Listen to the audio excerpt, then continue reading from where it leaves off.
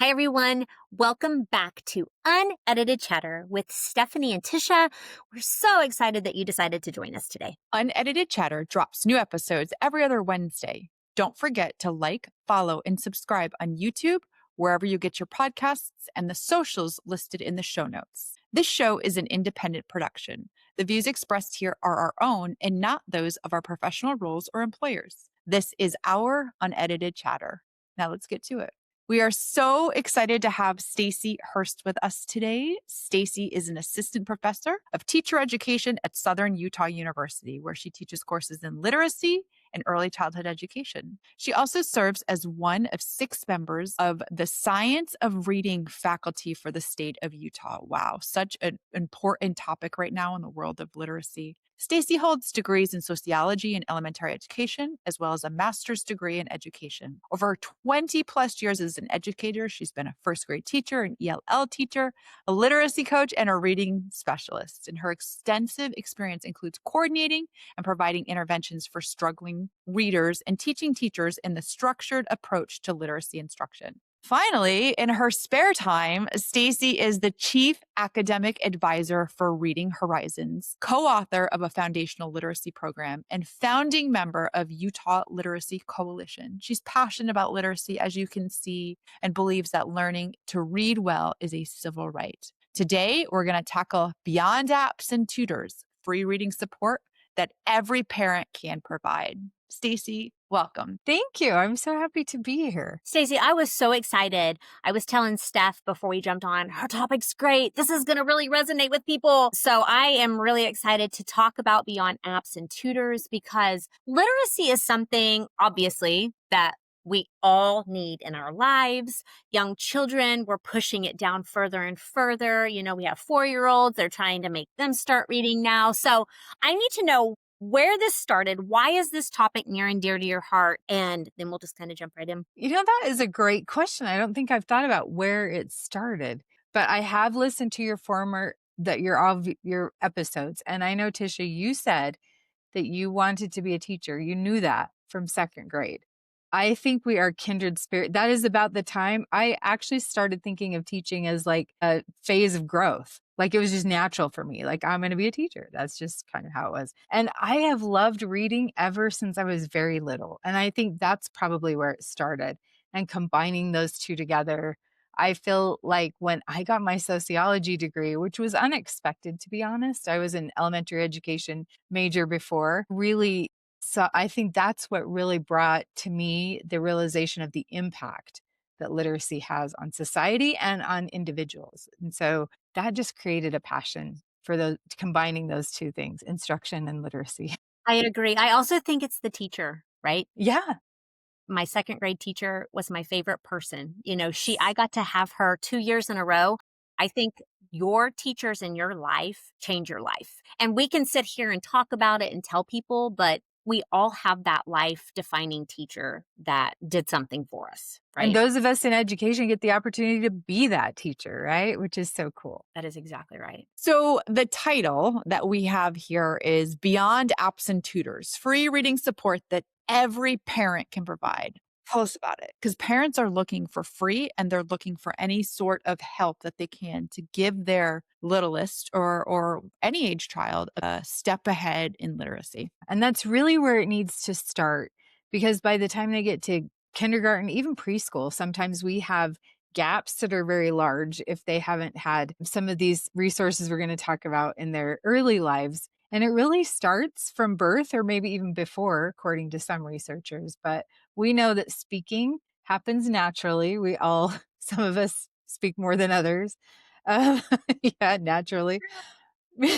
But also reading, though, our brains were not created to read. And that is something we have to learn. Our brains adapted to be able to do that. And it requires explicit instruction, which is what we're training our teachers to provide, right? But before that, there is this connection between literacy and language, because reading, print is speech in a visual form, right? So parents can really start from the get-go by talking to their child, talking with, I should say. That's an important distinction. Having them have experiences and exposure with language. And you can do that in many ways, just having conversations. I remember my dad, who was really like, he had a mechanical mind. He was explaining things to me as a child that I didn't even care to learn about.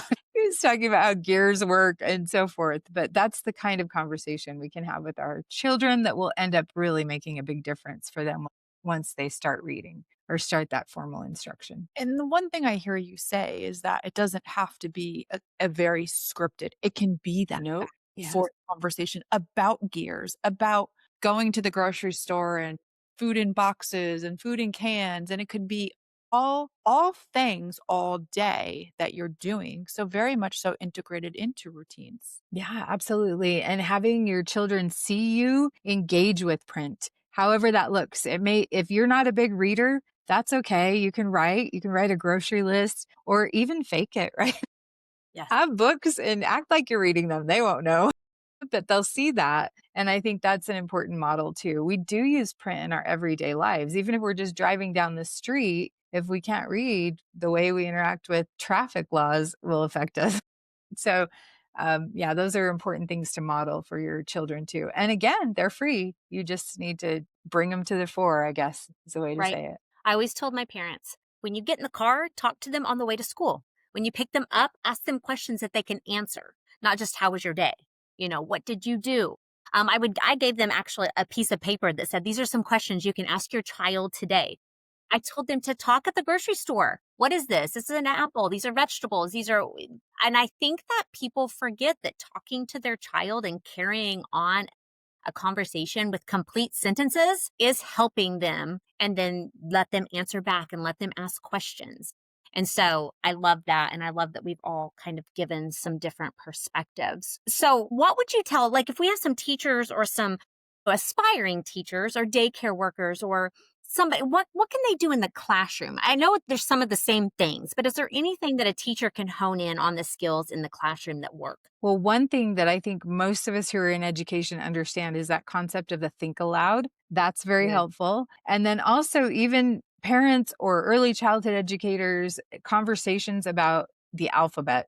Letters in a student's name, powerful place to start, right? They have an immediate and very personal connection to those letters that spell their name. So, those are the kind of things just to highlight them. We did in my classroom, we had a reader of the day. And if it was their day to be the reader of the day, they brought a snack that started with the same sound as the first letter in their first name. So just little things like that. If you want to emphasize rhyming, a fun game to play that little kids love, you guys will relate to this, but by calling roll with a letter of the day. So you're changing their name. So if it is the letter, I don't know, let's pick one T, Stephanie is Tiffany, right? And so I'll say Tiffany. Tisha, you actually wouldn't change, but I would be Tacy. And students can get that sense of rhyme and really play with the language, right? Rhyming, teaching rhymes and rhyming is really fun too. That's a great thing to focus on. We can play with phonemes and sounds, and it's just Yeah. so fun to get them engaged. You brought me back. You had mentioned, thinking when I was a classroom teacher, I always took my finger and I would, be reading a book and engaged in text and modeling fluency and, talking about, and then all of a sudden I'm in a vocabulary. I don't know what that vocabulary word means. I wonder if I can figure it out from the sentence. So anytime I would do a think aloud, I would do it. Yeah. And I Good. would have it's where the children would come up to me and they would start to say something that would be like, and I'm like, "Are you mimicking me?" And they were, but it showed them that that reading is thinking and the language, we are breaking that down so we can talk about those hard things with them and they can break through seeing that I need to break through comprehension, whatever it might be, the vocabulary, whatever it might be by thinking through it. So I love that. Yeah, I love that you mentioned read alouds. Those are key. I mean, we should have those at least once a day in every classroom, right? And having All conversations kids throughout. like Yes. to be read to. It's so Yeah. funny. Same. He audiobooks are great because he That's so wants to awesome. hear it. So, yeah, huge. Yeah.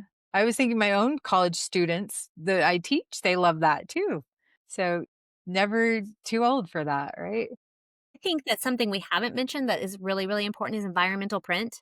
Mm, And because it's everywhere and it's all around us. And like I always told my parents, your child will learn how to read. It's going to be okay.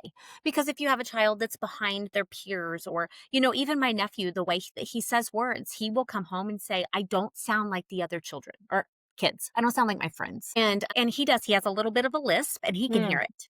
Mm-hmm. So have your students read to themselves too, and they can hear the things that they're saying. So there are so many fun things that you can do. So it's said to get away from apps and tutors. Is there anything else that you want to leave us with that you think is really important that our listeners need to know? We are having an increasing focus on screen time and technology, especially with young learners. And you guys, I think we've all been in education about the same amount of time. And I think as early as 2006, it was that I remember becoming familiar with some research from the National Institutes of Health that said they'd done this now with brain imaging and so forth, that a child who is passively watching a screen, their brain activity is less than that when they are asleep.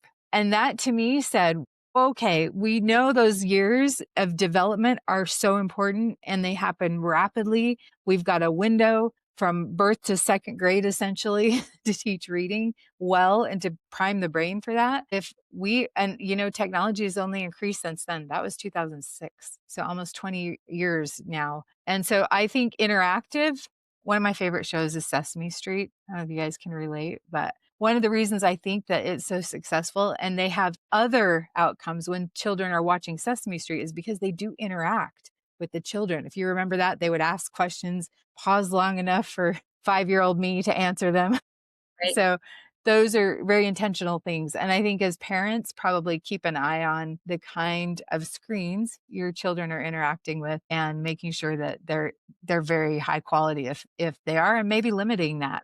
There's nothing like holding a book, smelling a book, turning the page. Use actual books and talk to your children. And I think you're going to set them up for success. I think as a teacher, you can choose in your classroom too. Do you want to have these things? Because I was asked, do you want the smart board? Do you want computers? And I would limit what I had because I wanted to be the person teaching them. I wanted to sing and dance, not the smart board. So I think as teachers, stand up for what you know is right. Just because your other teachers, it might look beautiful with all this technology, your room doesn't have to look like that. Yeah. And we've been talking about little kids, but there's so much more research now that says, I say this to my own college students, you remember things better if you're writing it by hand. I took notes by hand in college. I didn't really have a choice. 100%. And that's how we get things in our long-term memory. But if you're typing on a screen even, you're not going to retain as much information. So this is a brave new world, right? And I think that's something for parents and teachers, especially in that early childhood space, to just be aware. And it's not going away. So I think you're right. We just have to be aware of it and navigate it. Yeah. Yeah. Great. Well, Stacy, this has been amazing. It's a great refresher and a great reminder for what parents are doing at home, teachers, daycare providers, whoever it is. So thank you so much for being here. Yeah, thank you. This has been a fun conversation and I enjoy your podcast. I'll recommend it to my friends. Thank you. Thank you.